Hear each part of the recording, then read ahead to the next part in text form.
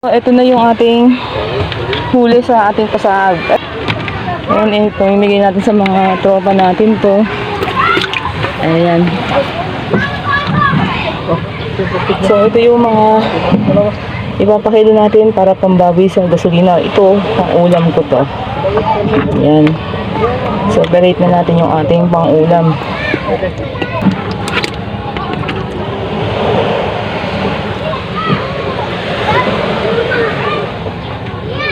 At ito yung papakilo natin.